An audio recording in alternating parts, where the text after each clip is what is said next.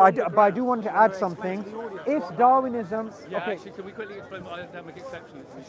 Sure. Academic exceptionalism is the idea that, I believe, correct me if I'm wrong, that the Darwinian evolution, the standard model which is proposed by people, even like Richard Dawkins, is basically correct. That is how it works. But simultaneously, Adam and Eve were miraculously created by an interventionist God in the Garden of Eden, metaphorically. Under the radar way. Under the radar, yeah. That Adam and Eve were miraculously created. They had kids who then interbred with the Darwinian kids, which means we are now all the result of both Adam and Eve's genealogy and Darwinian evolution, yeah? Now, I don't happen to believe that's true. But by the way, However, I do recognise that as a concept, it's bulletproof to me being able to disprove it. Okay. And no scientist could disprove it. Sure. But just to add, that's one version of academic exceptionalism. Okay. That there was interbreeding. Yeah, you described it correctly. There was interbreeding between Adam's children and Neanderthals. Yeah. That's one version. So we're now all children of both God and Darwinian evolution. Yeah? Well, we don't believe in children of God, but I'll explain. Poetically. Yeah. You do believe in like speciation. Okay. However, there's another version of Adamic exceptionalism I was thinking about, which is Sorry, I will get you in. that those Neanderthals or other Denisovans or whatever it was, all of them go back much further to a common ancestor who was Adam. That's another version. Hang on, you're talking about an Adam who doesn't just go back 7,000 years or Yeah. something. No, I mean, It sounds like a metaphorical Adam, not a literal. no, it's not metaphorical. It could go back 200,000-300,000 years. Before the Neanderthals, Okay, before the but did Denisovans. that Adam arise as a result of an interventionist God clicking his fingers? Yeah. But wasn't there Actually, sorry. When it comes to the creation of Adam, we do not say we know the mechanism. So, for example, when you say, I as a Muslim, I have to be clear that God created Adam without predecessors. However, I can't say in this way or that way. All the time, I can't say We anything. agree. All the time frame. It's a miracle. As soon as it happened, then it's a miracle. But it's in no way incompatible with the Darwinian thing. Adamic exceptionalism does synthesize the two. I just thought of something. Let me guess your intention behind this. You're basically saying to me that Shuaib's view is harmonizing, Yeah. and I'm still challenging Darwinism. Why am I doing it? That's your question, isn't it? I'm Okay, sure.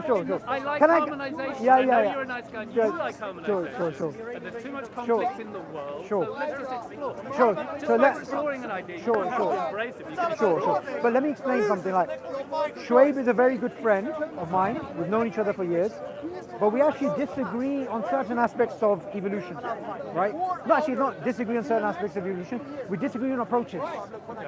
So, I believe intelligent design is science. He believes it's not science. That's a fundamental difference. You believe intelligent design is Is science. science, and he believes it's pseudo. He believes it's not science. I'm with him. It's not. Okay, But but you're I drawing believe it's on- science. As everything Okay. you said before, you're drawing on metaphysical assumptions. Yeah. Okay. So And let therefore it's not physics, But it's let me, metaphysics. yeah, it is metaphysics. But let me point out some Then other it's things. not physics. If it's metaphysics, it's not physics. No, Sure. some things are on a gradient, but I'll explain that in a second. The other thing is, I believe in challenging Darwinism. He doesn't believe, he believes conceptually, his book is about, if Darwinism's true, what can we accept, what can we reject? So our approaches are totally different. And we actually had a podcast on this. You can see the podcast, it's quite interesting, right? Long story short, despite what you said, I still believe it's important to challenge Darwinism. Okay, I hear it. As a layman, what am I supposed to do? You spend your life reading a whole load of stuff I'm not going to have access to. Sure. You've read loads of facts. You've drawn a conclusion from those facts. A bunch of other people you seem to hold in some regard because they quote other scientific ideas you embrace. They've looked at the same facts and drawn different conclusions. But they don't believe in I'm intelligent... sticking in the middle. Sure, but they don't believe in intelligent design. I want to make that clear. Dennis Noble, James Shapiro, they reject intelligent design. Okay. They reject, Would they accept common Would ancestry. they accept intelligent design if I said to them that God used evolution, Darwinian No, evolution, as they- a mechanism for it? They do not accept any of this. They are naturalists. They believe in the naturalistic program. I get it. Yeah. I get it. But So that's their it- metaphysical.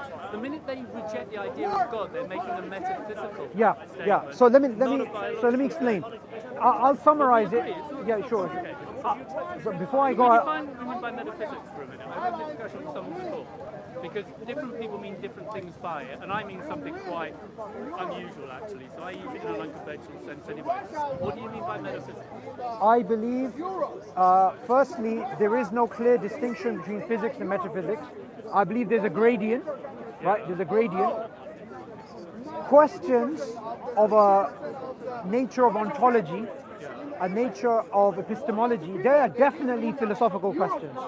Questions of a purely, Metaphysical. they're metaphysical questions, but questions of a purely observational perspective are purely scientific. Yeah, natural science. Yeah. So we So have natural science which studies objects Yeah. and energy, things with matter and Matter, energy. space-time, Matter yeah. and energy, Yeah. and we have metaphysics which studies things ontology, which don't just theory of contain knowledge, matter yeah. and energy. However, I believe there's a gradient.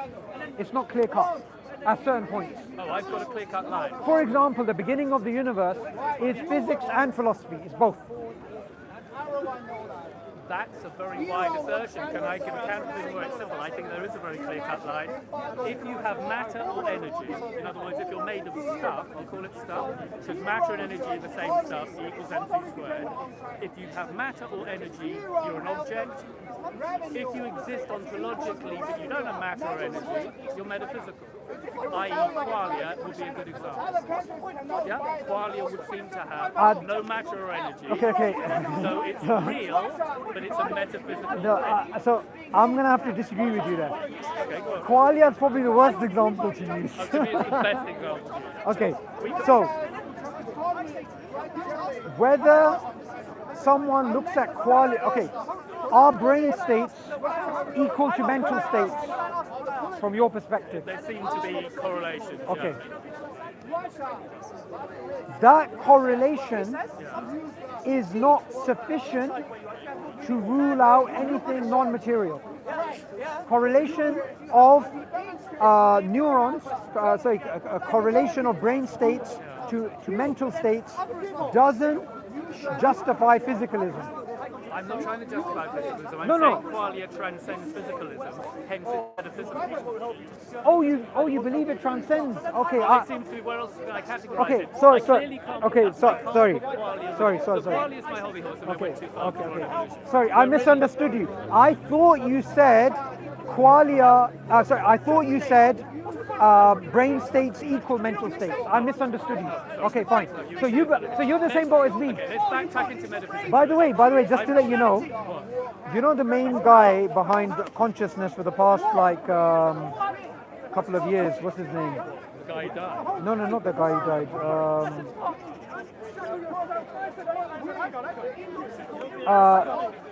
Robert Lawrence Kuhn. Oh yeah. Actually, I don't know much about him. I know the name. I've seen him on a couple of things. So he's the guy who's written a paper called The Landscape of Consciousness, right? This paper was published this year and it's 175,000 words.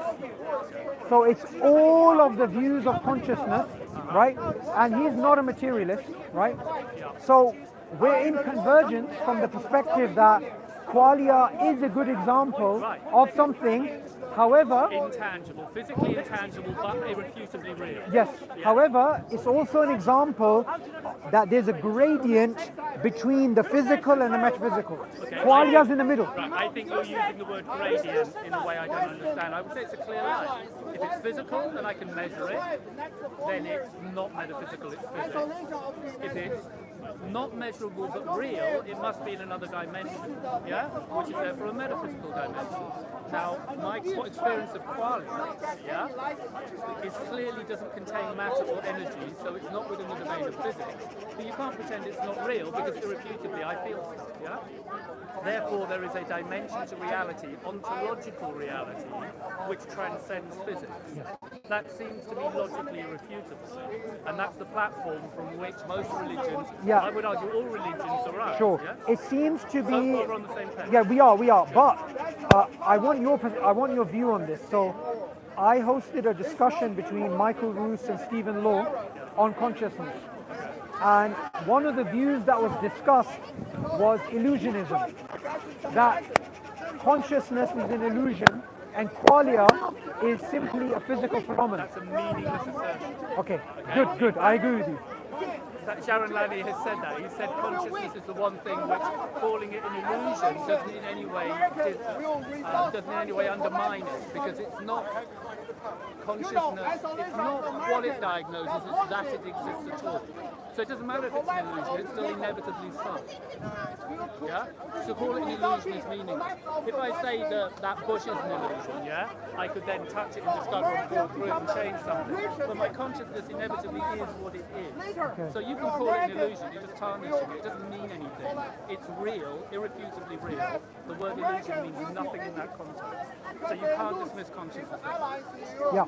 So, We agree. yeah, no, I totally agree. I just wanted your perspective on this because I think consciousness is the mother of the problem, the mother of the issue when it comes to naturalism. I think it's the one thing that naturalists find most hard to explain. Agreed. The mystery of consciousness is an ongoing enigma. Yeah. I suspect it will be forever.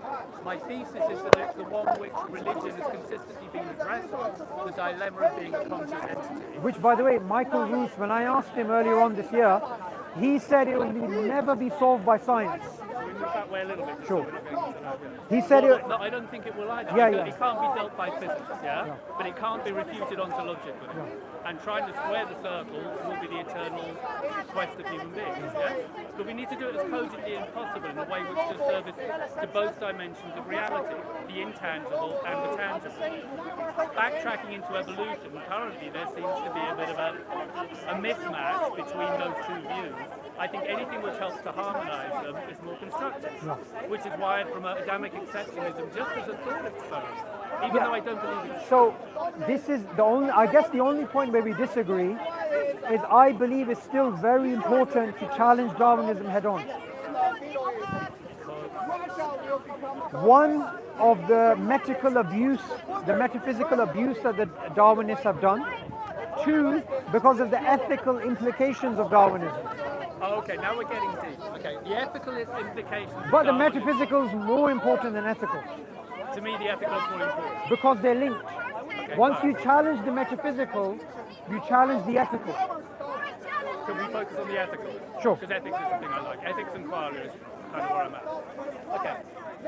Prima facie, Darwin's theory of evolution seems ethically abhorrent. Ethically? To me, abhorrent. Okay. To me, yeah, it paints a very dark picture of the human Nature's red in tooth and claw. It would seem nature war in tooth and claw, look after number one, don't worry about anybody else. It's the antithesis of what most good religions, including stuff in the Quran, teaches, yeah? So you can see where on the surface they'd be at loggerheads. But I don't think you should give up on it at that point. If you dig a little bit deeper, maybe it's possible to synthesize it. And more work should be put into trying to do it. Dawkins himself, in his documentary series he did, in his second episode, and this was about 20 years ago, I think, I remember him watching it, he went, things are making such a clear-cut argument for tooth and claw evolution. How is it the species hasn't wiped itself out? How is it that somehow we seem to be progressing? Yeah? Broadly, we're becoming a little bit more ethical, a little bit more humanized and so on. And he acknowledged that somewhere in the mix there must be a counterbalancing positive force, because his basic premise is so bleak, we shouldn't be doing as well as we're doing. So he acknowledged, in a sense, he's missing something. One theory he had was that evolution would originally be that you favoured your own gene pool, yeah? So you favoured your family and your nephews and your nieces, whatever, over other gene pools. But that a mutate which gave you empathy for your particular peer group. But at some point, a random or divinely inspired mutation occurred where that instinct to empathise with your peer group happened to extend then to the wider community of human beings themselves. And And when that happened, that was the evolutionary leap into us being fully functional ethical beings. Yeah. So Expanded even circle. within his own mechanism, he could see how we could evolve through mutation to be the ethical paradigm that your religion embraces, and I would advocate. Yeah.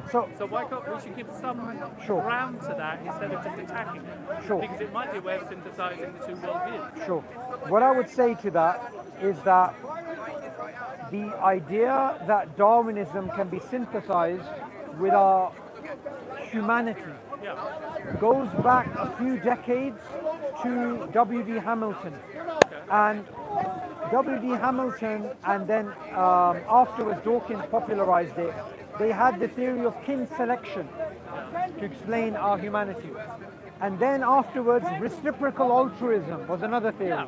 And then, like you pointed out, the expanding circle. Okay? Sorry, do you want to bring Jamie in? No, you pointed out Peter Singer's expanding circle. I've spent years studying the ethical arguments they've come up with, and I disagree with all three of them. So kin selection, reciprocal altruism, and the expanding circle, I think are flawed theories. What do you mean by reciprocal altruism? Because to me it sounds identically and it sounds good. Does it So not mean that? reciprocal altruism You mean is what? You scratch my back, I scratch yours. yeah, for adaptive benefits. Right. Okay? Yeah. So I disagree with them heavily. If you wait for me a few minutes, I'm just going to pray, Yeah. and then you carry No, on. of course. I mean, I'm just going to pray and then.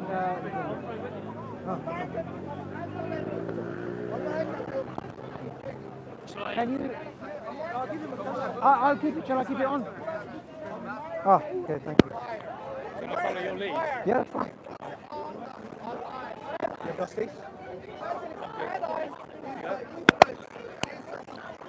Allahu Akbar.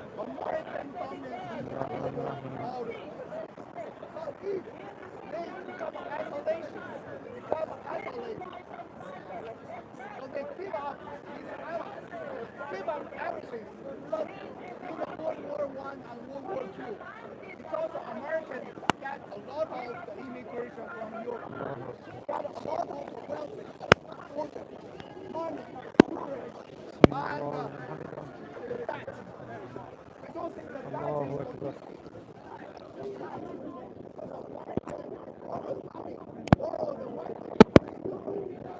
Allahu Akbar. borrowed money, borrowed Europe. Allahu Akbar.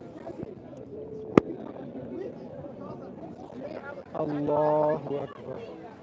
America becomes the rich and strong. America has a connection with Europe. America have a connection with Asia, with Philippines, with Taiwan, with South Korea. So if Americans cut off all the connections with some isolate, close the door, and we are Allahu Akbar.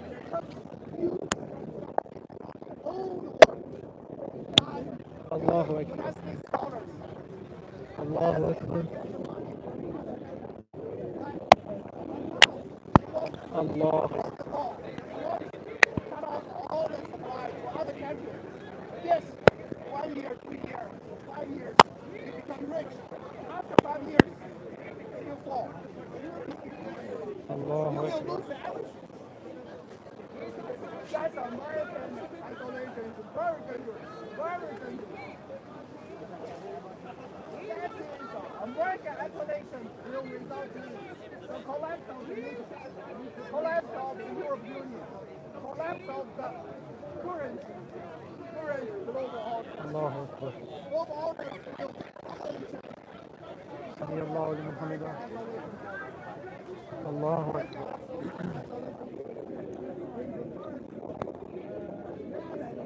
Allahu Akbar. because Americans never Allahu Akbar.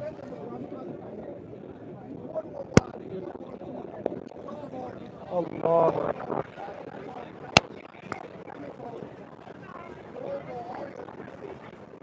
everything Americans get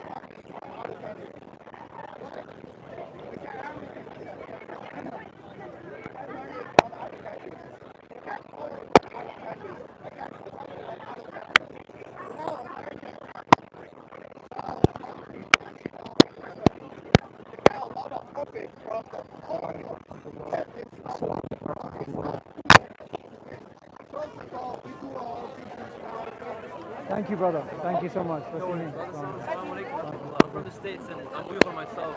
So Allah Mubarak for, Oh, for Uyghur, all okay. the voice that you know, like speak upon our people.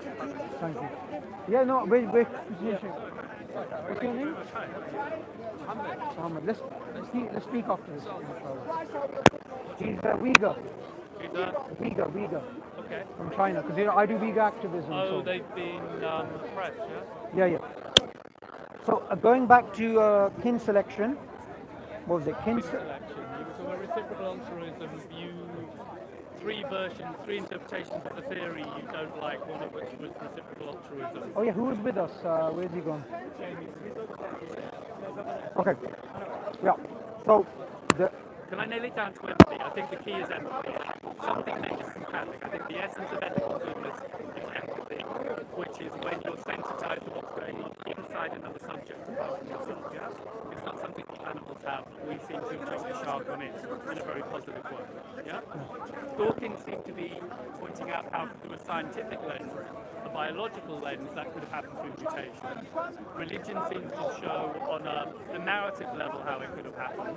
I'm interested in how much you can synthesize this. So before we synthesize, I want to point out what are the three things which Dawkins, Singer, and others are pointing towards, and why I disagree with them. They're basically trying to explain our moral sense from a Darwinian perspective, and the crux of the argument is we are moral for the benefit of our genes. So the way it begins. Unless God intervened to manipulate the genes to behave that way. Yeah, but obviously he doesn't believe in God. Dawkins. He doesn't, but I'm not him. I'm sure. pushing the notion. Sure. He may have missed Yeah. it, but I'm on Sure, board. but- So maybe God manipulated the genes Yeah. to do it, and then we don't have a problem. But the naturalistic explanation that Dawkins points out, kin selection is the idea you're good to your kin because they carry your genes. Which makes sense. Reciprocal altruism, yeah, it does, but You scratch my back, I scratch yours. yeah, no, that's reciprocal altruism. Altruism, yeah. The expanding circle is it just goes wider and wider from the family to the town to the city to the Which is a village. positive trajectory. Right. However, many philosophers and even scientists have pointed out these theories are flawed because there's recalcitrant facts against them. We, for example, and we're not talking about God, we're talking about the naturalistic understanding. We're good to people that will never benefit us and are not related to us. Now, David Stowe wrote a book called. I just covered that with what he said. The point was, if the ability to empathize just went rogue, it went off piece, and suddenly I'm empathizing with everybody, even if they're not in my gene pool, that's actually an ethical upgrade. So, no, Yeah, so it's thrown yeah, free of its origin. So I just want to point out, because you're a smart guy, you're going to look this up yourself as well. Yeah. Philosophers have pointed holes in these arguments. These arguments where empathy and altruism has become a runaway process of I itself. don't doubt they have. It doesn't mean they're right. It doesn't No, mean no, they're I wrong. want to show you, I want to summarize what their arguments are, why they disagree. Okay. Obviously, some agree, some disagree. The best arguments that have been put forward by David Stowe in his book Darwinian Fairy Tales. What he does is he tackles kin selection and reciprocal altruism because the expanding circle of altruism being a runaway process, it breaks down if kin selection fails because it starts with kin selection. Reciprocal altruism builds on it, and expanding circle builds on it. So it's like a Russian doll going back, yeah. So kin selection as a theory totally fails because the predictions of inclusive fitness theory that W.D. Hamilton put forward, they have been shown to have recalcitrant facts. For example, we don't sacrifice ourselves for even people who are related to us, and in some cases we sacrifice ourselves for people who are not related to us. Yeah, which is a good thing. So it is a good thing. But what I'm pointing out to you is the naturalistic Darwinian story doesn't account for morality in that way. But the narrative I just gave, the interpretation I just gave you, Your I think interpretation does. I'm paraphrasing him, but even if he didn't bulk it, okay? Let's just assume it's my idea for a minute. Random mutation takes a raw ability to empathize due to self-interest, and it goes rogue and suddenly empathy is born universal. Yeah, the That problem. would be a breakthrough moment, and it's credible and compatible with Darwinian evolution. That would, and it doesn't sit through a creationist yeah, life. it's a fantastic idea, but it's false. That's the I problem. like that. I've never heard it. You don't hear that phrase either. It's a fantastic idea and it's false. No, Okay. okay. It's impossible. No, it doesn't take off. Okay, now Dawkins himself, in a debate with John Lennox, you know John Lennox? So John Lennox, he's a mathematician from Oxford University. He's a Christian. They had a debate. During the debate, Lennox showed how the ethical arguments that he was making are true. Would you agree with that?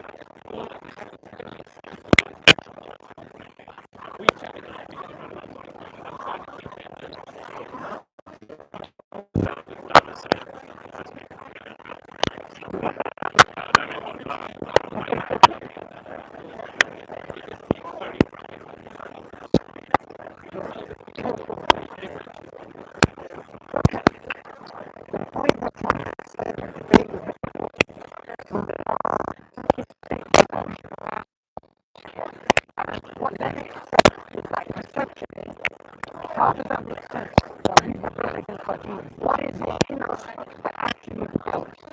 The argument is about whether we are supposed to dance to our DNA according to what Dawkins writes himself in River Out of Eden and other books, and how it is that we can rebel against our nature when we ourselves can't be a separate being from our nature. So conceptually, the argument of rebelling against our genes is incoherent. That's what he's saying.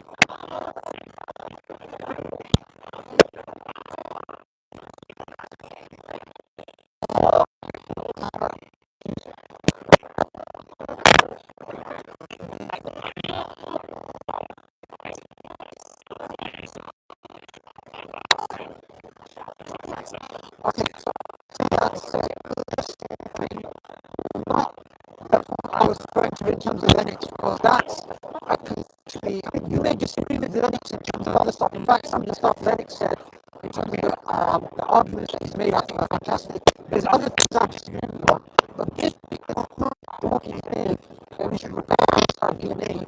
I think it's incoherent. I think Lennox is right. And when you do that, rebels.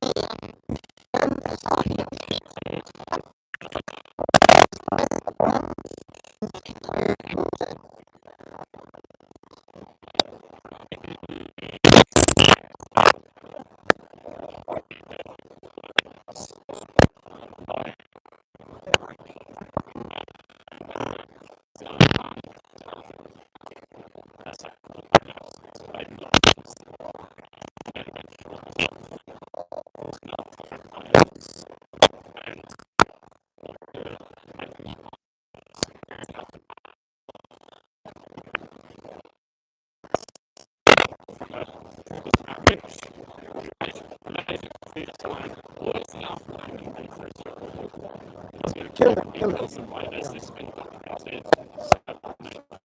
because he doesn't want to mind with the other lines, right? So that is other similarly tribal individuals So presumably some of that DNA is do humans if they have second, third marriages, they kill the children of their wives from the previous marriages, not in general. So is that not an example of where we can transcend our The evidence suggests that we transcend. So look, I think there's a misunderstanding here. They both agree with the fact. The theory behind the fact is what Lennox and Dawkins were disagreeing about. Yeah. So Lennox was pointing out God as the cause of our moral sense.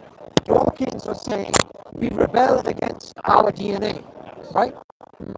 So they have articulated here, we don't disagree on the fact.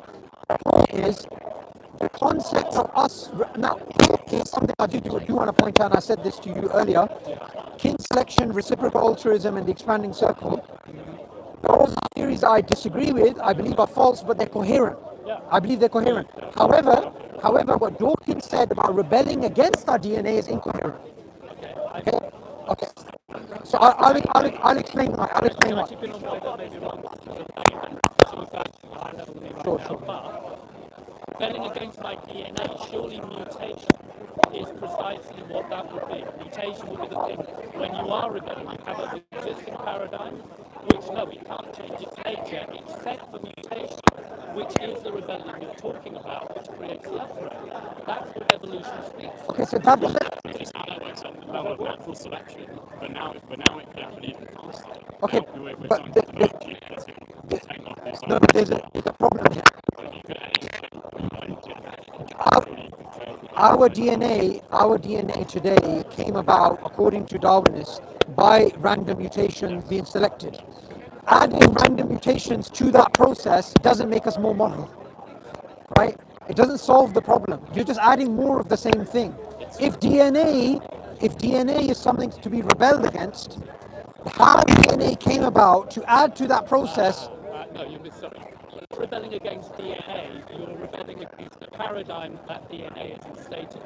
That's not the same thing. Okay, so there's a pattern of behavior the DNA instates, but you use the DNA then mutates and creates a new pattern of behavior. Okay, so you can transcend your previous behavioral pattern. That would be the theory, which would account for male line eating. But that's not what even Dawkins was referring to. Okay. The conversation started off with why that is incoherent. Okay, so let me just explain and summarize. I'm going to make it quick. Why I believe that's totally incoherent, and later on we can get into coherent things: kin selection, reciprocal altruism, and expanding circle. Coherent, I can show that there are major flaws. Okay. Now, when it comes to that idea of rebelling against our genes, Lennox points out to Dawkins, what is it within us that actually rebels? Now, if you're a naturalist, you're going to be wedded, most likely, especially someone like Dawkins, to some form of monism. That the mind is the brain at work. That's it. So from that perspective, it's incoherent to say rebel against your genes. Secondly, the other point is, why rebel against your genes? There's two problems here. One is the origin of the rebellion. The second is, why follow that imperative? Why not accept the genes? Conceptually, the genes are incentivizing us to do form actions which I think that's circular. It's circular because you want to be good, but I'm saying, why would you want to be good in the first place? Yeah, okay, but what's the justification for that? At some point I have to replace a social. You can't expect me to keep Darwinism has programmed us to be selfish. Why are you burning that? So yes, it has. Oh, thank you for admitting that. Because a lot of people just don't know that. At some point course it has openness and necessarily have to be that way. We can decide with our free will, you believe in free will, right? To be different and not constantly murder, rape, steal and lie away. Okay, but there's a gap between the nature and the actions that you think are correct. So, for example, if you Why does this have to be intellectual? Why can't I just decide and assert with my consciousness and free will? okay, The materialist level is dictating the cognitive level, then you can't Well, say that. you said it better than I. That's what I was trying to articulate. Yeah, yeah. Then you're Can you? I'm not a materialist. Okay? You're taking the view that look, people are materialists, you're correct. And I'm not. I'm going to bring you up to No, materialism. by the way, just to point out, can you repeat that again? Because you articulated it. But that was good. That was really good. That was good. Okay, so what you said is, if we were programmed and even our consciousness ultimately started off with that DNA. If the mind is purely caused by the brain, so if the material brain purely causes the mind as like an epiphenomenon, Yes. yeah, then it would be incoherent to argue that we could. That's the point I was making. What you're suggesting. That's the point I was making. Okay. But I'm not saying you're incoherent, I'm saying Dawkins is incoherent. So do you agree with that? I would unless it's a feedback loop. You can't offer people like that argue there may be a feedback loop. If you watch the recent debate with whoever it was, I can't remember.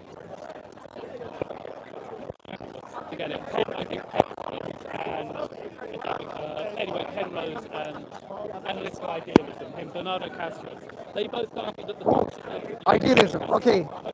Do you believe in that? I tend to keep about 3 or 4 possibilities on the board. Yeah? Materialism is one possibility I'll keep on the board, but I don't want to be anchored to it because I'm also panpsychism. I think we both think is also potentially true, and analytical idealism. Okay, so can I just add something? So I just want to. It's very important to clarify definitions, as you know. Why did you make a distinction between panpsychism and materialism? Because materialism, the mind would be caused by the brain, whereas It's emergent. Yeah, no, I'm not sure it's just a causal relationship, maybe emergent, it's caused by the brain. Whereas in panpsychism, the mind would be a property of the brain. And being caused by something is not the same as being a property of something. For example, if you've got a red car, the redness of the car isn't caused by the car. Whereas if I paint the car red, then I am causing the redness, yeah? Sure. So the relationship is different in the two models. Sure. Now, if Can I- all matter has an inherent element of qualia to it, a latent element, which is the premise of panpsychism, then it's a very different universe to explore, Sure, and but it may be coherent. some materialists, the reason why I'm saying this, some materialists say the universe is made of 4 fundamental building blocks: time, space, matter, qualia. But they acknowledge qualia, but Yeah, the material. yeah. How This do is they square that circle? the reason I pointed it out is because this is a fringe view in materialism. Some materialists say we can accept qualia and still be materialist. We can be panpsychist and materialist. You think they're wrong? That sounds weird. I think time and space are remote, so I think they're fundamental. But that's because you don't believe we began off with consciousness. That's your assumption. What do you, when did I say that? You said you believe consciousness is an emergent property. No. Or what did you say I'm then? open to the panpsychist view as well. It's open to, we're Okay, open to so- multiple- So you can be The point with being open to multiple conflicting and competing possibilities is, yeah, I'm sure we're not anchoring ourselves into a singular position. I'm not pinning my flag to the mast, which you think is that's that non-committal and whatever. But we're just humans in this crazy big universe. Of course, I don't know how it works, and you don't either. No one does. But I do want to say one thing, which is quite categorical. I think materialism is categorically false. Okay. Explain why. Well, we spoke about qualia earlier. Yeah. That is the clearest evidence, because if we go back to Descartes' dictum, I think therefore I am is the only thing you could. I am is Yeah. Well, we can translate that to the modern day. I'm conscious, therefore I am. Yeah. Right? So, if consciousness, and I believe it has, we've argued for it for enough decades to know this now. If consciousness cannot be explained from a naturalistic way, then materialism must be false. And I say that categorically, by the way. Strong argument. It is a However, strong. there are more things in heaven and earth than the dreamt of the new philosophy, Horatio, okay? I understand the limitations of my mind, and I should have respect for the unknown unknowns. That's known as mysticism, by the way. Okay, but I'm not into mysticism. I'm a deist, mystic, and all of that, okay? And because so much of the data which is gathered from the materialistic platform, which seems cogent, it keeps playing off, the materialists keep delivering again and again in the lab. I would be foolish to immediately discount that platform. I see the Except for consciousness, which is the base, the basis of everything. Penrose has, of course, done lots of research into this himself. So who that's, sorry? Oh, right. He's worked with anaesthetists on these structures of the brain, microtubules. He said things like consciousness is not a conversation. And I think Penrose's thinking on this is brilliant, but he's very aware that there is it's almost like the gap between two synapses in the brain, or Adam and God trying to reach out, and they can't quite connect. It's like the missing link, not in the sense of evolution, because there is no missing link there. But I mean, but in the sense of going from, as we're discussing, the pure material substrate of the brain to consciousness in the mind. For now it remains a mystery, but I do not think. I don't think we can categorically say whether or not material science will solve that one day or not. It might be that we have to change our conception of what material science is. I just want to add something. You're familiar with the Mary thought experiment? Mary thought experiment. She's in a room that's grey. Yes. So we all recognize, whether you're materialist, panpsychist, theist, we all recognize there's a hard problem of consciousness. We know it's there. There's a hard problem. Okay. Now, certain things I think should be ruled out in terms of consciousness. I believe there's two views that should be ruled out. And I want to get your thoughts on this. You may agree or disagree. I believe materialism cannot be justified if the hard problem exists, then materialism has to be false. Secondly, and that's categorically. Secondly is a probabilistic point I'm going to make, not categorical, which is the view of mysterioism, that consciousness is a mystery, our brains didn't evolve to help us solve it. I think that's unjustified considering all of the technological advances that we've done. We've gone to the moon, well, some people believe we don't. We're involved in quantum computing, we're sequencing the genome, we're doing all of this. So I believe it's for materialists, it's a get out of jail card to say, it's too much of a mystery and we'll never solve it. It's better to admit that materialism has been shown to be false. Sorry, for the reason I just said, because materialism has delivered so many other positive and coherent solutions to so many pragmatic problems, I don't feel equipped to dismiss it. I see the philosophical problem it presents, and I think you're right. At a philosophical level, I totally agree with you. Can I just unpack what you said there and just want your thoughts? Sure. Materialism has delivered XYZ epistemically. Yeah, right? In the lab. Okay. That's where we got our data. I would say it's not materialism that's delivered, it's empirical science, which people make synonymous with materialism, but it's not synonymous with materialism because under a deistic view, which is your view, right, which is not materialistic clearly, you would still as a scientist produce the same results. But all the luminaries you've been listing are, you say, materialists, yes? Which luminaries? You were mentioning various scientists who were materialists, and you were castigating them for being materialists. Yeah? I'm saying I philosophically agree with you, but I can't ignore their expertise to the point where I can completely dismiss their perspective. Given that qualia is such a mystery and consciousness is such a mystery, it may simply be beyond my grasp. I think we're missing something. Okay, I think you missed the point I was making. The point I was making is the successes that you're pointing to are not due to materialism. They're due to empirical science. And that empirical science can be done by a materialist, a theist, a deist, whoever it is. Okay, ignore what I said about the people you quoted, but I take your point. They've misunderstood the nature of science. Yeah. Constructive scientific methodology should be more aware of all of the ontological dimensions. Except that's not the brief of physics. It's not the brief of physics to address ontology. It's the brief of physics to address physics, yes? It's necessary that they limit their purview of ontology to a specific field. But once they start paying out predictively in the lab, I have to give them some tunes. Except just because I have a philosophical problem with going, but that doesn't seem compatible with another idea, doesn't mean I can completely reject the validity of the no, so I agree with you, except when it comes to certain fields, right? For example, quantum mechanics, you cannot separate physics and philosophy. You cannot. So someone can look at the same phenomena and come up with many worlds, relational, the Copernican, informational, shut up and calculate, whatever it is. But the fact is, the physics cannot be neatly separated from the philosophy. It's impossible. Okay, if I were to ask, do you mean ontologically and practically, or just in the present moment of our civilization, where our understanding of quantum physics is right now? I mean categorically that problem of understanding quantum phenomena is okay. So let me explain. Yeah, is joint at the hip, because some problems are not physical or metaphysical. They're both. They're both. So I can take issue with that. If I were to ask the 190 Nobel Prize winners in the National Academy of Science, I think a fair chunk of them would disagree with you. Example, I think it was Niels Bohr who said, shut up and do the math.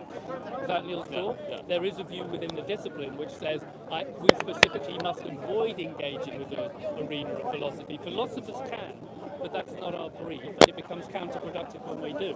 Again, I disagree. So look, you can have 190 Nobel Prize winners, or for example, Stephen Hawking, such a great scientist, but they can say something totally false. For sure. Yeah, there's no such thing as philosophy-free science. There's no such thing. Not in terms of its genesis. No, it's just not possible. So I don't care whether it's 1,000 Nobel Prize winners or a billion. There is no such thing as philosophy-free science. But why can't you just be patient? Why can't you just wait for the answers to arrive? No, you can, but while you're doing the experiments, you're working within a philosophical framework. But that might... because everything is contained within an ontological and philosophical framework. Yeah? It doesn't follow that I have to engage with philosophy in order to understand a lot about this bottle and the water in it. Yeah? But you do need to do something, which is, say you're studying my brain drinking this water. So I'm drinking it, and you're looking at the neural correlates, and you're trying to link the mental state to the brain states, right? Now, if you're a neuroscientist and you're like, I hate philosophy and I'm just studying this correlation, and if you are to derive from that the fact that for a materialist, the brain has to be the mind. For a materialist, it has to be. None of us are formally materialists here. It's No, just we're not dismissing I'm giving you a hypothetical scenario. That neuroscientist has the assumption of physicalism. That's an assumption. So whatever science you're doing, it's going to involve some level of philosophy. He's not a good scientist. A good scientist would just be going, I'm looking at data and I'm trying to find correlation. That doesn't exist. That's a very sweeping statement. All scientists work in a field that has philosophical assumptions. Agreed, but the assumption you said they've made may not be ubiquitous. For example, methodological naturalism is an assumption. That is an assumption. Look, philosophy in the past and science were done together. Scientists in the past were called natural philosophers. Yes. Newton was a natural philosopher, Darwin was a natural philosopher, Francis Bacon was a natural philosopher. You are victim to exactly the same problem yourself, yes? It's not a problem. I don't think it's a problem. It's a problem for other people. Why wouldn't it be a problem for you? No, I don't think it's a problem. I think it's good. So why are you talking about it so much? No, because you said you can do science without philosophy. I'm saying you can't. I'm not. Oh, you're not? No, I'm saying the job of... No, I don't think you can in practice, but you should aspire to do so. A good scientist is trying to eliminate any value judgment beyond the physical because he knows his mind will deceive him, yes? He's aware of all of it, qualia problems and cognitive bias in psychology, but he's not studying psychology. So the lab itself is designed to minimize cognitive bias so you can be as objective as possible about material data and then find correlations and so that you can make predictions and test them in a lab. Okay, And so when you do that, you're limited. no, You're but not interested in you- just my but wife you've- lovely. you- Is that a good film? Is that nice? no, but music? you've You're interested specifically in materialism. you've introduced a term I don't agree with. Which one? You said cognitive bias. We all have a cognitive bias. So what I meant when I said philosophy is included within the science, I didn't mean philosophy comes with the cognitive biases. I didn't mean that. That's what you mean. What I meant is that all scientists work within a philosophical framework. We agree. Yeah. All humans work within a philosophical. It's inevitable, but you can't use that as an argument to trump any. You can't then go, so my philosophical argument trumps your physical argument. Just because all physics is contained within, the whole world is contained within a philosophical and ontological framework, it doesn't mean that you can just ignore any. Like, for example, the world isn't flat, yeah?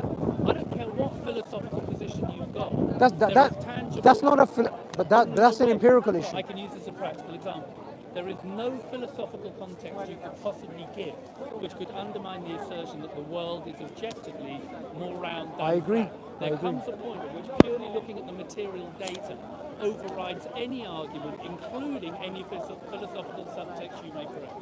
The only kind of philosophical subtext you might try and insert into that would be to be a pure idealist and go, there is no world that's all Okay, in my mind. You could go that way. so let me just explain that the point you made that you cannot undermine someone's science, their physics, by saying, oh, there's a philosophy behind this and therefore my philosophy trumps yours. I agree with you. Not always. You can use it Okay, as a valid tool, yeah. but you can't always do it. I actually agree with you, but what I do believe you can do is point out when it comes to a certain field and someone's coming up with conclusions, you can point out these conclusions are not categorical because there's a physicalist assumptions. For example, for example, Daniel Dennett was and Sam Harrison, they're new atheists. They're brilliant in terms of one's good at neuroscience, one's good at philosophy, right? But they're absolutely wrong in terms of at least Dennett's view that consciousness is an illusion. Do you see? Sam Harris comes with neuroscience, but Dennett says consciousness is an illusion. Which we've already agreed is a totally fallacious statement because it's real even if it's an illusion. No, but why is he wrong? He's wrong because. The reason I just said. But I'm trying to tease out the reason why he's wrong. And the reason why he's wrong is he has started off with the wrong philosophical assumption, and that is of physicalism. That may be why he's wrong. No, that is why he's wrong. There might be other reasons he's wrong. He's just using bad logic. But yeah, he's wrong. He's clear. We can all agree he's wrong. Consciousness being an illusion is ridiculous because it is what it is. Yeah, when you say something's an illusion, you're effectively challenging that it is what it is. But consciousness, by virtue of I think therefore I am, is undeniably your. And look, it undeniably undermines materialism. It's certainly problematic. No, I would say it's decisive. See, this is where I think my problem, and I'm guessing Felix's problem with when we talk on these levels with religious people, is your level of certainty. That's the primary thing. We're happy to live in a world where you may be right. I'm not saying I'm sure you're wrong. Maybe you're right. It's exactly that. It's about disposition and temperament. Like we can have this argument for until the cows come home. But in terms of like how it sits with you, what we know, what we can know, what we can't know, what we can and can't be categorically certain about. To me, like I'm happy to just debate all these things. Maybe it could be materialism, maybe it could be panpsychism, maybe it could be deism, maybe it could be something else. But you seem to need certainty to some. I wouldn't say need. I would say the evidence leads to that conclusion. But I'll ask you a question to see if you're certain. Is astronomy better than astrology? Better in what sense? Huh? Better in what sense? As in, it's a science. As better at being a science. As more predictive power. Okay, why are you being so certain? Why are you not more skeptical about this? You know what? So you're challenging my certainty. You're challenging my certainty, but you're certain. We all have certainties. I'm not. Excuse me. I'm not challenging your certainty. I'm challenging your need for certainty. not the same thing. No, but I think there's a mistake here. It's not the case that I'm in need for certainty, that therefore I find something probabilistic and I make it categorical. I think the evidence makes it categorical. It's not that I'm in need to make it. Also, it's How can you? I don't understand how you can make this kind of About materialism. assertions. So, is it? Do you have ontological knowledge of the fundamental rules of logic which underlie the universe? I wouldn't need that. So I would. can you, No, no, why no, don't no, you no. need that? I wouldn't need that. I wouldn't need that to know that consciousness decisively shows materialism is false. I wouldn't need that for that conclusion. Our third-person subjective experience. Sorry. Yeah. Sorry. Why can't you just say I'm like 99.999%? No, Why because do you have to be? because conceptually, it's impossible for science to solve the problem of hard problem consciousness. My first-person experience of drinking water cannot be broken down from a third-person neuroscientist studying my brain. It's I impossible. understand the argument. Why do you need to be dogmatic about it? Why not? I wouldn't say I'm needing to be dogmatic. I'm saying I'm categorical based upon the evidence. Actually, you're Sure. pivoting on the word need, which adds a total tone to this, because I think you made a good point to Felix. Well, our accusation against you is we don't like your 100% certainty. We want to have constructive discussion. Your counter-argument to Felix was, is astrology better than astronomy? In science. Is it, yeah? And you gave an answer. And he basically went, that's a are you, and he was asking, are you 100% sure? No, I'm not. Of course I'm not. You're That's not a 100% judgment. sure. That's a judgment. Why is that funny? How, That's funny. I'm making a value judgment about whether astronomy is better as a form of science than How astrology. what's your percentage commitment to astronomy being better than astrology? 99.999. 99.999. Okay, fine.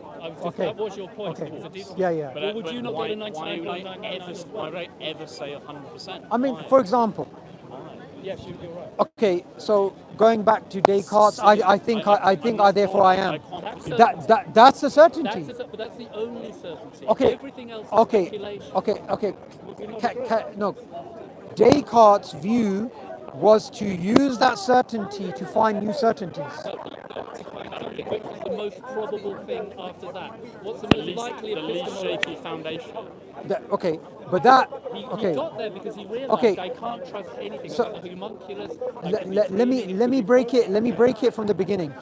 If I start off with I'm conscious, therefore I am. I exist.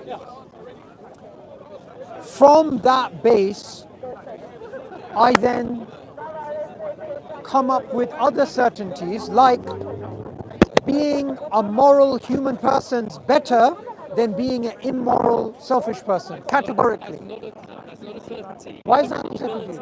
No, it's a certainty for me. I know it feels like one, but you haven't joined the dots from I think therefore I am, which we all agree is certainty, No, what I mean- to being a good ethical person who's behaving like this. That's a massive number of steps you have to take. The move I'm from not- no, I but would no. step out from I think therefore I am into I believe I am in an ordered system. Something, a very, very general assertion. Like that. Okay, don't think it's chaos, I think there's something missing here. You believe, or I think you believe, everything needs to be justified. I don't. in terms of probabilities, the only certainty No. I accept is I am. Okay, so I believe in self-evident truths. Yeah, intuitive. Self-evident. I think So- therefore, I think I am is an intuitive. So I'll lay out some things to you which I don't believe need to be justified. Go on, please. And you can use all of these unjustified. Yeah. Unjustified doesn't mean No, this false. is great. These are Yeah, your sure. foundational assumptions. And then from that you can build a worldview. Okay.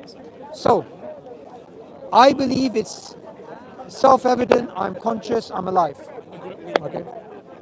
No, we don't have to agree. I'm just telling you what I No, believe. but if the viewers know that we're at a point Yeah. of agreement, then I believe truth is intrinsically valuable. okay, can we think about it? No. For me, it's unjust. It doesn't need to be justified. I believe my reasoning capabilities are to be trusted. I believe being a good. Hang on. What was I that? believe. take issue with that. I believe good. I'm just look. I missed the second. Let me lay out my most passionate one, Truth is inherently which is well, one second. Good and evil exists, right? Objectively, eternally, yes. So good and evil at the Big Bang. Yes. Okay, and my ultimate truth that I believe in, which is I believe God exists, self-evidently. Can I read Okay, sure. You But, believe truth? okay, but just one last thing. I believe all of these things with absolute certainty, and I believe they don't need to be justified. Okay, I think you're epistemologically flawed on the level of certainty. I hope you're right about those things. Okay. And you may be I am. right about those things. All I'm questioning is how appropriate your level of certainty is. Okay? But can I just recap on those points? Do you agree that not everything needs to be justified? You can have self-evident truths. I think there's a difference Only between I am. self-evident truths and foundational assumptions. I am is An it's intuitive, unavoidably it's true. kind of the unique one that trumps. I'd say everything else is a foundational assumption one has to make Because everything else, in order to do any kind of intellectual work. because everything else you said is an inference. Everything else you said has got moving parts. No, it's not an In inference. those- It's not an inference for No, me. it is. It may not feel For example, like, as a point of fact, they're inferences. Okay. You're saying if this, then that. I forgot to You're add. saying if this, I then forgot to that. add. The universe has laws of nature. There's laws of That's a nature. conclusion. No, it's not. No, it is. You concluded No. the universe has laws. No, an it's a assertion. self-evident truth I begin off with to make sense of the world. It's a proposal. I happen to think it's true. How specific?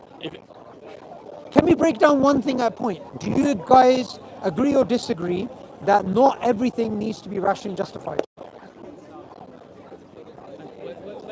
You're running away from the. I'm not, because we build from here. We've been over the I am claim. Doesn't need to find I'm saying, I'll be very, very clear. I'll be very, very clear foundation. but that's not. Certainty is I am, precisely because it's intuitive and it's not an inference, yeah? Anything beyond that, if you've got any moving parts or chronology or if-then statements or syllogisms, is an inference and therefore may be flawed. It may be flawed simply Not for because- me. I know, because and that's where we think epistemologically you've gone a bit too far. I'm not saying your conclusions are wrong, but the path you're walking to get there, I think is too epistemologically confident. And in order to be able to debate with other people, it helps if you can meet them at a level where you're slightly less epistemologically confident, even though your conclusions may be correct. That's the ground I'm trying to harvest. I see what you're saying, but I think you've misunderstood my position. It's not that I've arrived or justified them. It's I just believe them. I know you believe it Have with you, 100% have you commitment. always believed these things? Yes. Always. As far as I can remember, From when you were a baby. except for the laws of nature, that's maybe something I thought about later. So you had to think about the laws of nature. Sorry? So they weren't self-evident truths if you had to think about that. No, I think you're mistaking me epistemically not having access to a self-evident truth with the existence of the Wait, self-evident truth. is the That's fallacious. Hang on, you're mixing your ontology with your epistemology. No, Whether I'm or not. not the truth No. is out there. No, I'm not. No, you are. We're Because questioning your epistemology, not the ontology. because the thing may be out we there, can but the discover question is self-evident truths. How can we know they're self-evident? Surely if they're self-evident, we should not Okay, discover so- them. They should just Discovery be is there. a They should just be burned into our brains. Okay, in the moment we're born. okay. If what you're saying is Otherwise right, they're not if what you're saying is self-evident. right, why did it take a lot of labor for? I'm just asking as a question for Descartes to exist categorically. I can't say categorically. No, I can't say. That's fine. I'll go 99, minimum Yeah, 99. something Okay. pretty high. Is space and time an illusion created in our minds, or does it exist? To some extent, yeah, absolutely. Oh, yes. you got categorical certainty. No, I said to some extent. Okay. Not, I don't. You fair to ask the question both ways. I don't. Yeah, we can't say that we don't like 100% certainties and then propose anything ourselves beyond I am. But I'm not sure. I'm not sure defining it on a 0 to 1 continuum is either. Oh, I think it's very useful. We can even understand a percentage scale. It's very subjective. It's like measuring paint, basically. I'll go 99%. Or matter in space and time being. I've no idea. Like I've no idea what's a maybe good answer. maybe 50, about 50, somewhere in the middle. Okay. I really There's a don't lot know. of querying. I'm not going to challenge you. I was just asking. I know, I'm familiar with people like Donald Hoffman and Wolfram who've done lots of work on the brain, how our nervous system intakes qualia, light, sound, etc. And there are things that happen in the brain, processes that do change the data, the objective external qualia that our body takes in. It changes it before we actually see it in our visual feed or our oral feed. So yes. In that sense, one of your self-evident truths was, what was it? That are logical, that are Materialism is challenged categorically by consciousness. No, there was something about our ability to logically deduce things, our ability to interpret our environment. Our ability to reason. Our ability to reason. But if you admit that our brains are to some degree not showing us ontologically true reality, then that means to some extent your brain is not representing reality to you. And there may be all sorts of good reasons for that. That's an argument. But then how can you assume that we have perfect abilities to reason? Okay, but that's an argument. That's an argument in my favor. That's an argument in my favor because we've recognized that we have illusions because of our mind. Hang on, do we all agree on the distinction? It's in my favor. Sorry, let me cut it. Why? No. Because we detected it. Please, Andy. Just foundational stuff. Sure. Do we agree on the distinction between phenomenology and ontology? Yeah? There is the world that actually is, and then there is the world as it appears to us. Yes? Good. Carry on. Okay. So you said something, and I just want your thoughts. This is just purely a thought thing. We know at least one interpretation, and again, this is a lot of discussion on this, but at least one interpretation, and again, I'm saying this probabilistically, I'm just putting a thought out to you, is that an observation of a phenomena at quantum level, according to one understanding, changes the outcome. Yeah, it's a fallacious assumption. No. I believe it's a fallacious assumption. No, but that's why I said it's one. It's probabilistic. Okay. That's why I said it, right? So it's just a question I have. This is something I heard online. Somebody put forward a point, and I just thought I'd get. I'm neither here nor there. Okay. Oh, I like But that. yeah. This is something I'm not sure about. Just putting it out there. If that is to be taken at face value, that okay, an observation has affected an outcome, isn't that inductive probabilistic evidence that consciousness interacts with the physical? Yes, it would seem to be. Unfortunately, it would, which is why a lot of people are keen on it. Because I'm keen on it too. I would love to be keen on it. I swear, I heard it and I thought that would be wonderful. Yeah, because it would speak to an emergent property of consciousness, which is in a feedback loop with the material substrata. Yes, unfortunately. Can I go a little bit wild with this? Because I have a wilder idea. If that is true, and at the quantum level, consciousness can affect matter, then that means consciousness can work at much greater levels. And I just want to go a bit more crazy. Wait 1 second. Wait 1 more second. 1 second. As I'm walking down the street, as Rupert Sheldrake points out, and someone's staring at me, their consciousness is interfering with mine, and I turn around and I look at them. I don't know. It's very interesting. I think it's possible. What you just said would be a logical inference from your premise. But the premise, unfortunately, I think is flawed if you look at the data objectively. Because what they're saying I don't think we can say it's flawed. We can say it's probabilistic. No. It follows. Logically, you're being logical. If qualia, if consciousness actually affects matter by observation, then everything you said thereafter would seem to make sense. But Penrose, and I think a lot of us would go, no, it's a woo-woo thing. What's happening is not that consciousness collapses the wave function, it's that in order to measure the wave function so consciousness can become aware of it, you have to interfere with it, hit it with a photon. It's a physical process. But the jury's out on that because he's been responded to as well. The jury is out on that. But so that's why I said it's probabilistic. Okay. But I would wish it to be true. I would wish it to be true. This is where my need comes in. I would want it to be true. All love it to be true. This is why the spiritual journey of being honest with oneself is being aware of it. I'd love to believe that. You'd love to believe that. I think you might want to believe that. You don't care that much. We'd love to believe that. I'll but pray I've for got that to be too. disciplined. I'd pray for that to be true as well. But I've got to be disciplined myself and go, I think truth is a virtue. That Oh, was absolutely. your first premise, yeah? I don't think that's 100%, but I put great faith in the fact that truth is a virtue. You must I follow didn't say it's a wherever virtue. I said it's intrinsically valuable. I There's think a it's distinction. valuable and virtue. Intrinsically, I think because most people say truth is instrumentally useful. I say it's intrinsically valuable. I happen to agree with you. I think it's a cogent position. It could be wrong, but I agree with you, and I think it's logical. Yeah. Let's end on that good point because I need to catch this guy. Hashim. This has been. It's so nice to see you again. Yeah, it is. Really is. Thank you for giving both of us so much time. And Felix, very nice name. Yeah. A lot of people don't have that name anymore. It used to be a good old English name. Indeed. Yeah. Indeed. That was great. I'm so glad we have genuinely good debates, and I think your viewers will gain from that. Yeah. It's deep stuff. I think the way we've been discussing for a few years now, I think both of us are not there to win. We're just there to have a chat. Hopefully. I think that's what people like. I definitely like that. And I'm working on a new book, and maybe you're going to refute me on this. And the new book, next year sometime, it's going to come out. It's going to be on Marxism and Islam. No, I do actually. I do. Yeah, but I don't do it so publicly. But there's a lot of Marxists here, and a lot of Muslims have fallen for Marxism. So I want to show that it's incompatible to be a Muslim and a Marxist, and I want to show the problems with Marxism. And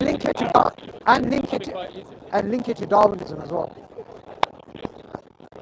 Through not a link. A sociological link. So you with Stalin, use Darwinism and this type of stuff. I guess you're looking at Hegel. No, I haven't read him He yet. foreshadowed evolution. He foreshadowed the idea of a synthesis. And I didn't know that. Yeah. Marxism draws on. Oh, you're helping me now. Marxism is drawing on Hegelian thinking, but it's taking only half of that. It's taking the material level as opposed to the psychological. The zeitgeist, history. I'm not aware of this stuff. So. Don't finish the book yet. No, seriously. No, I haven't started yet. This is my new. The synthesis. I've finished my other one, The Death of Neo-Darwinism. So that's going to be published later on this year. Look, you're a great guy. Right. In the back of my mind, being honest. But can I explain to you what the book's about? Yeah. I don't really believe that you believe that you say you believe. I I don't really believe that you believe that you say you believe, and that sounds terrible. And I don't know the way to put it. Okay. I credit you with being honest enough, interested enough, bright enough. But I didn't explain to you what the book's about. I think you'll agree. I know, but your certainty that No. So the book is not me saying Neo-Darwinism is dead.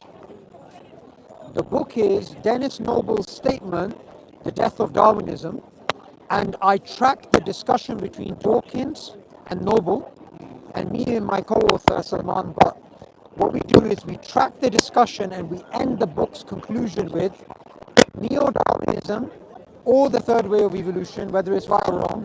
All of this makes no difference to whether God exists or not. And we're not even saying Neo-Darwinism is dead. It's actually just clickbait. It doesn't make a difference. It's a clickbait. Unfortunately, we were okay with going, we think we've discovered an evolutionary process and there may be a God. But then what we get from your side of the fence is, no, we've got a book that says evolution can't be true.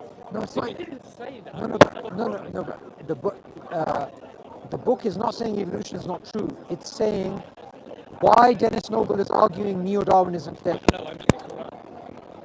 I'm in the Quran now. What the Quran would seem to be saying, evolution can't be true. Yes? No. Please tell your viewers that. No, people know that I don't already. think they're filming anymore. No, but Only if you want to. No, but, no, so but the Quran doesn't say evolution no, is true. I've covered this in many of my talks online as well. The Quran is silent on many different things. So when it comes to biological processes, whether dinosaurs existed or not, fossils, paleontology, all of that, you just discover what you discover. Right. But that's not what I hear your viewers receiving from anybody. They're not getting that message. They're getting the message. The Quran makes it clear that Darwinian evolution is wrong.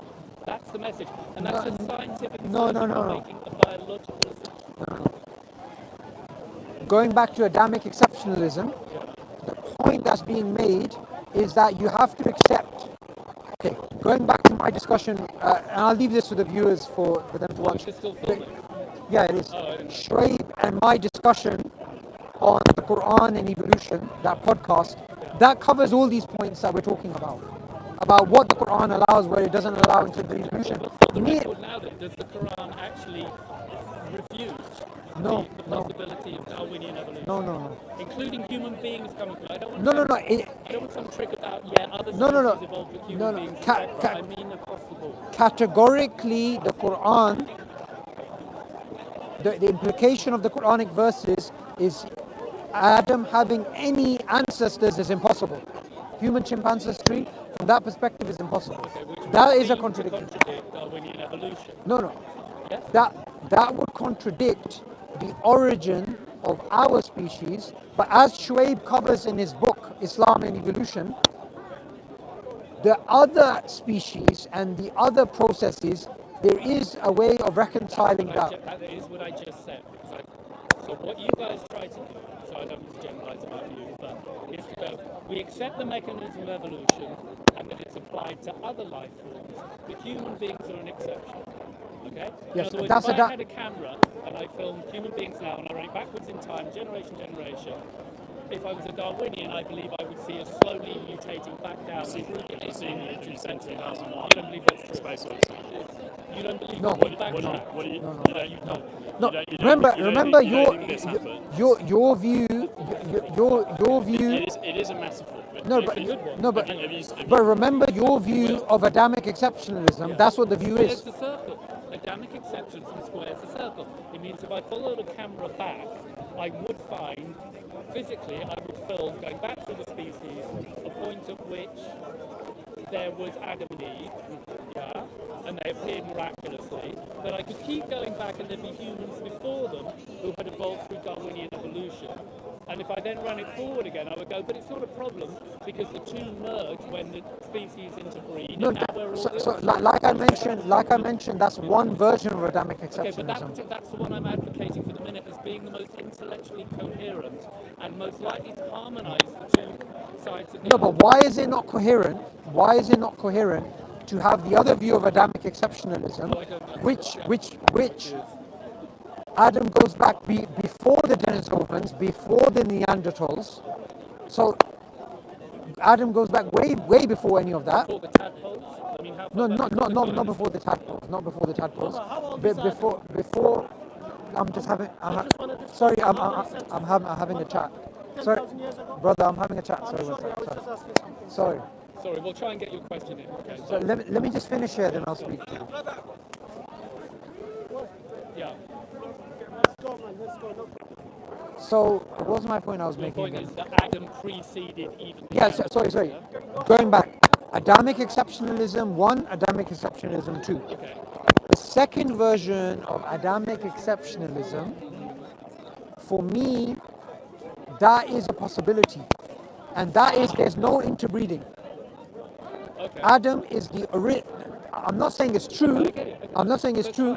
So William Lane Craig, he takes Adam back to Homo heidelbergensis, I believe. Now, he's kind of interesting because I think his views have changed as well. But he takes Adam back a long time. So these are, I think, interesting perspectives. I'm not tied to any one of them. But what I am tied to, So you're undecided on these possibilities, yes? except for the interbreeding. I don't accept the interbreeding. William Lane Craig also thinks the massacre of the Canaanites was morally excusable. No, I mean, I don't believe that because... No, I know I'm saying you believe that, but I'm saying that to some extent puts into question his thinking. I don't agree with that. I don't agree with that because this is... That they are, but they're not directly, they are. No, but Felix, that was the reason that Dawkins cited not to debate him, and I think that's unfair. Because of because of the massacre of the Canaanites, Dawkins said, I'm not going to debate such an immoral person. Well, I can understand. Yeah, I can understand. That's ethically abhorrent to the point when you might want to talk to the guy. No, but I don't agree with that. You could still do maths correctly. Of course. But of course it means that. But I think it showed on the part of Dawkins a type of cowardice, and I'll explain to you why. Because the same belief that he attributes to William Lane Craig is the same belief that the American creationists have, but Dawkins has no problem going and refuting them. And he's being inconsistent here. You know, the museum. No, I know you're not. If not that I'm here to defend Richard Dawkins, but I think if I had to, I think it's probably like just a career choice. He's in his 80s, he's 83 now, he's doing his last book tour, he just doesn't want to have his hassle anymore. Yes, back in the day he did all he debates with Ken Ham, did all the documentaries. That's my point, being inconsistent. He's being inconsistent. Is someone not allowed to change their practices through their life? No, I'm not saying that. We have to attack him for being inconsistent? He doesn't have to accept the debate, and he has the right to change his mind. What I'm pointing out is something which another Oxford philosopher, Daniel Kane, pointed out, and is that Dawkins should have debated, and him not debating is basically a sign of cowardice. And I'm not saying that's an atheist philosopher at the same university saying that. Even if Dawkins is... He's a coward. Even if I would say he's a coward. Even if he is and I know you're a not going to coward defend and all of those negatives, it doesn't mean that the ideas he's proposing are false. Yeah, but they are also false. The God delusion's main argument, which William Lane Craig, I believe the mistake William Lane Craig made, which you shouldn't do, is he published the refutation of the God delusion online before he invited him to a debate. And I think that if he didn't do that, if he just asked him to debate, I think Dawkins might have done it. Oh, really? Whatever, the mechanism itself seems coherent with the objective data in the But lab. the abuse of the mechanism metaphysically... No, but look, I'll give you a perspective of, say, Michael Behe. Michael Behe accepts universal common ancestry, right? Like no Adamic exception. He just believes human ancestry. Come from light. Everything. He accepts everything, right? However, he doesn't agree with neo-Darwinism. We're going to finish now anyway. He doesn't agree with neo-Darwinism, right? I reckon what's happened with Dawkins is he's misused his mantle as a professor to push out metaphysical views which the science doesn't support. Yeah, I agree. I think he's too materialist and I like it, yeah? But it's not his area of expertise and he should Definitely not in physics, definitely not in philosophy. Yeah? Yeah. But he is advocating a mechanism which seems to work in the lab for other species. You agree it works for other species. The only point of contention is... Actually, I don't believe it works for other species. You don't think the... You said a moment ago, you said it did. No, I didn't. Oh. Okay, so let me just be very clear. I believe Darwinian evolution is the dominant naturalistic theory that we have, the best naturalistic theory that we have currently, naturalistically. But when it comes to natural selection, I am more in line with the third way evolutionists that natural selection plus random mutations is a background process and is not sufficient to explain biodiversity. But that still means it's a valid process. It just means that it's missing some of the picture. No, It doesn't mean it's wrong. Okay, I'll explain to you what that basically means. And obviously, there's a difference of opinion in third way evolutionists, different ones of them. I'm giving you my perspective. Can you tell the camera what third way evolution is? Yeah, they basically disagree with neo-Darwinism, but they're still naturalists and believe in common ancestry like Dennis Noble. So, I believe, this is just my belief, because obviously they reject intelligent design, I accept it.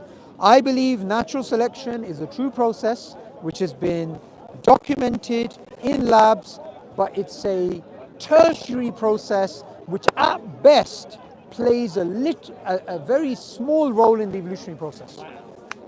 Okay, and you believe that a bird, if there was a bird... Can I summarize it in a sexy way? Yes, please. Natural selection explains the survival of the fittest, but not the arrival of the fittest. Okay. That's a good one. I need to go because I've been waiting. Really enjoyed But that's a good it. way As of always, ending it's it. really good. Yes, really good. Felix, good to speak to you. I think we spoke once before about morality, Quite probably. but I'm gonna start coming more often as well. Yeah, please do. It'll be good. And I'll give you my book. Right, I've got your number. Yeah, but you don't have WhatsApp, so No, I don't have WhatsApp. he's ancient. Yeah, man. He's a modern guy. You can WhatsApp him. You can WhatsApp him. One day I'll get it. How are you guys all doing anyway? Yeah, we've just been traveling around and stuff. Yeah. Just go different. I went to Bosnia, I went to Pakistan. Before that, I was somewhere else. We do a lot of traveling. Because somebody was ill, weren't they? I saw you here about 8 months ago and somebody being ill, you've been in hospital. Oh, that's my sister. Yeah. Yeah, no, she's fine. She's fine.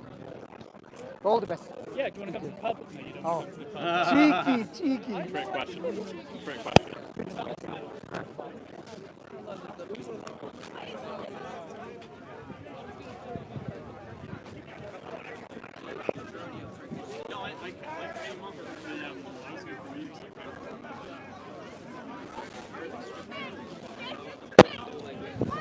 Brother, whose are these? Whose are these? Whose are they? Yeah, I'll give them to you. Yeah. Which one of them are yours? I don't remember. I don't know. They're all mixed black. I think so, yeah. Okay. Hi guys. What is it? Which mic am I speaking with? Anyway, let's unite in the building. Come on. You know, innit? Assalamu alaikum. Big up everyone. Let's unite our podcast in the building. Which one is your mic?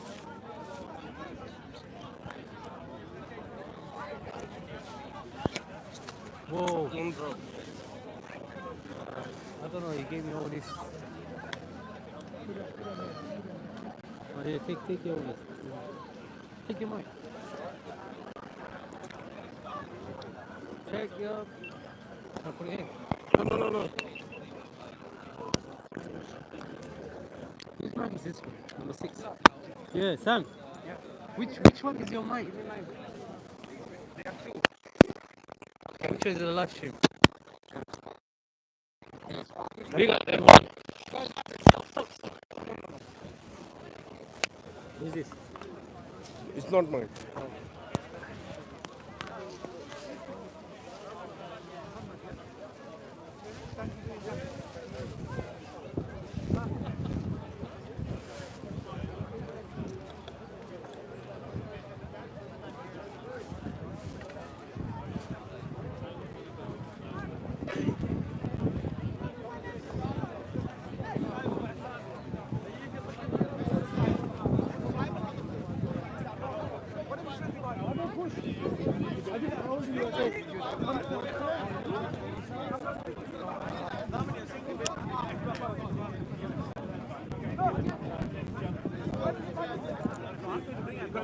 You're wasting my time. You're wasting my time. Sorry.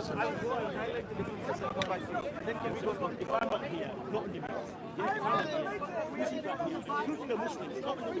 Prove to them. What I'm saying. And then he said that The table, not the table from. We're just spectating. Why did you even introduce yourself?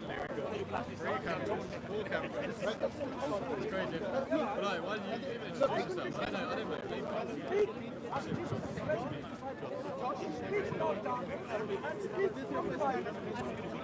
guess what? They locked you out. Because the real speaker squad is in there, but not here because of I think it's I'm not talking about the Bible. How long have you been? This is the Bible. God, You want to discuss some go for it.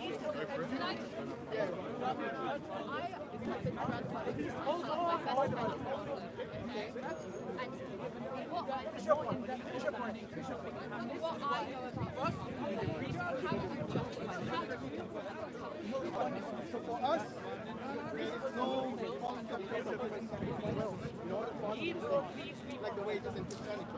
Our God is merciful, and He's able to forgive sin, and He's also just, so He's able to punish people as well, those who deserve it. It is His sovereignty.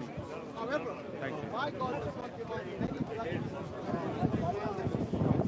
who actually is our messenger, our Messiah. So when the Christians say that He must be put to death in order for us to be saved, I think that understand is an insult and also unjust to call for the killing of a completely innocent man. So for us to get to heaven, the only way you can get to heaven is by the mercy of the Almighty. Not by your deeds. Not by your deeds. Remember this. Do you know you're going to heaven? Oh, is it the day of judgment? Do you know you're going Are you going to I'm going to answer that. Is it the day of judgment? Will So you you go? have no guarantee. Hold on. You asked me a question and I I'm know. I know you're excited. Let me ask you. Will you go to heaven and show me where it says that in the Bible? Go. I challenge you both. Yes, I know you're both new Christians. You've been fed this. You've been fed this lie, which you'll not find in the Bible. Because everyone, including the Christians, is judged. What do you find in the Bible is this. Matthew 7:21. It says, not everyone who says, Lord, Lord, will go to heaven. Only the one who you didn't even know the passage. Exactly. Don't tell me it's out of context. He would say it 6 months ago. I would say it. Yeah, this is the lie they fed you. You're not saved until the day of judgment decides that. Until God is the day of judgment. Matthew 7:21 says that. You know what he says? No. He says about the Christians. You understand? He says not everyone who calls the Lord will go to heaven. But only the ones who do the will of the Father. Not the will of Jesus. Will of the Father. Remember, the one who's the God of Jesus. So he says that there are people who cast out demons in his name, who do miracles in his name, who do wonders in his name. You know, who does this other than the Christians? The Father. Only the Christians do it in the name of Jesus. They cast out demons, they do wonders, you know, If it's unified, it's his will. you know what he says at the end of the passage? He says, on the day, he should tell you, I did not know you. Get away from me, you evil doers, you lawless people. Saying that works. Saying that works. Jesus will. So, we have faith. His blood shed. Exactly, you need blood. Think about it. Why does God require the blood of an innocent He man? loved you so much. He takes If he loved you, he should have forgiven you. Why require the blood of an innocent man? I said three things. Would you justify killing an innocent man? My sin. He went to the cross for my sin. Why does he need to bear your sins? Every person. Why does he need to bear your sins? Because my sins are so great. I'm a sinner. Why can he forgive you? He's a sinner. Every person is a sinner. If everyone is a sinner, why should an innocent man die?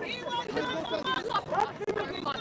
You are pumped. If he loved you, then he should have said instead of killing an innocent man. That's not true. Because this is emotion. It's not practice. Kill an innocent man is something that all the courts will agree. All the courts.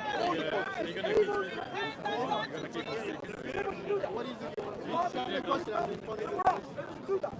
Then you're saying, I'll answer that question. You already wait. I did. I said no. I said B. I said yes.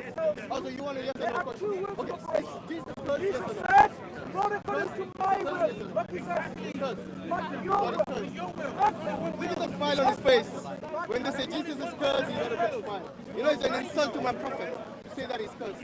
Well, Jesus Trust me, himself, if someone said that about your mother, you wouldn't be smiling. but someone else's will. You wouldn't be smiling if someone said your mother was cursed. Yes, who cursed him? Same. Who cursed Jesus? It was Jesus' will. Would have said, I will to take I this don't out. know.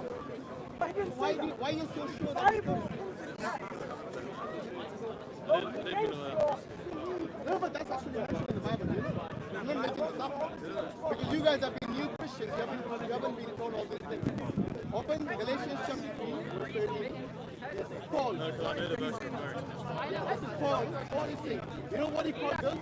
First he called two things first. The law of God, Mosaic law, which I mentioned earlier, and Jesus Christ. Both of them are sacred. Jesus is sacred in the sense that he's the Messiah. And Galatians chapter 3, verse 13. If your God is cursed by your God, I mean, that itself shows that something is wrong with the Bible. Because you see in the Quran, Jesus is blessed and his mother is blessed, and the law of Moses is blessed. But however, who is cursed in the Quran? Satan. Satan is cursed, which is the right thing to do. Curse the one who is placed by God. But in the Bible, it's Jesus who's supposed to be the one who's the Son of God, right? According to you. Make it up, did I? You want to read that?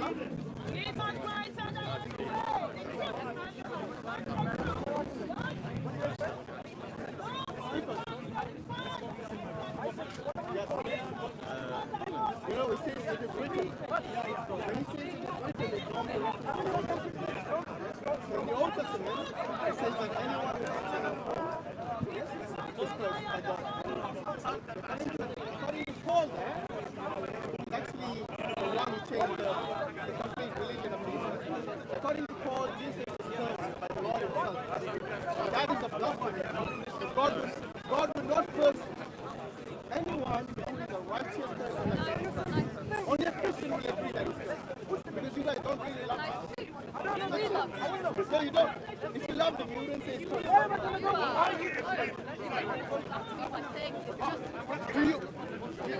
Do you think that God cursed Jesus? Not Christian. If my question is twisted, the answer is even more twisted by Paul.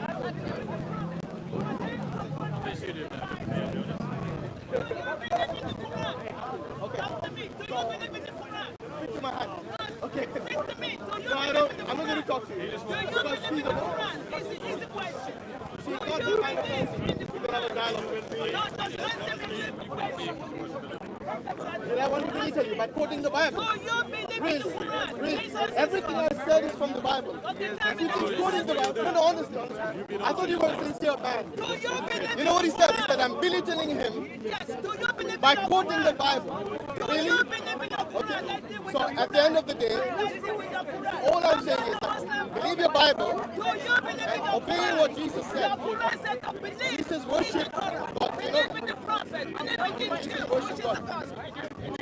I worship God. You worship God, but you worship Jesus. You know what Jesus called God in his language in Aramaic?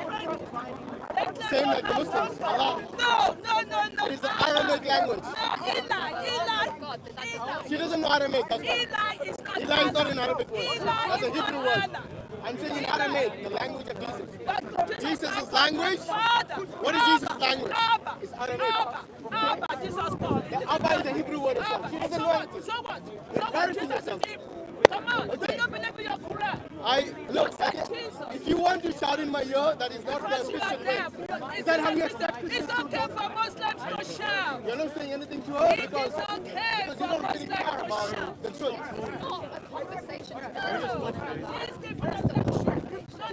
I think it was a conversation before she stepped in. Because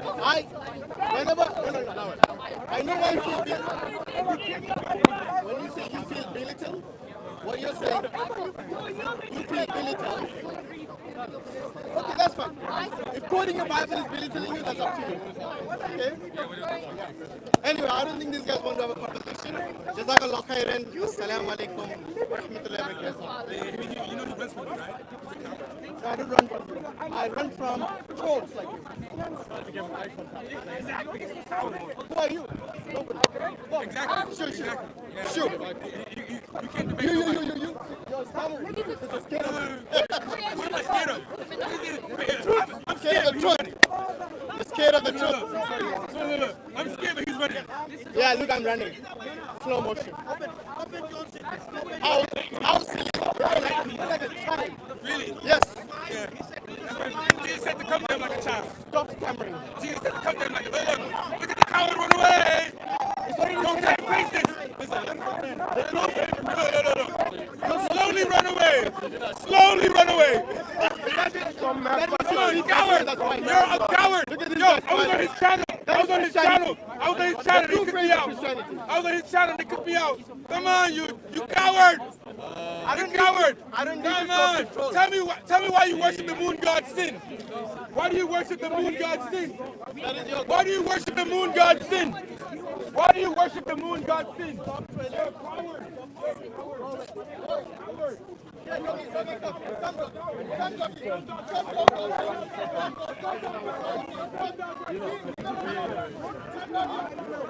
Come on.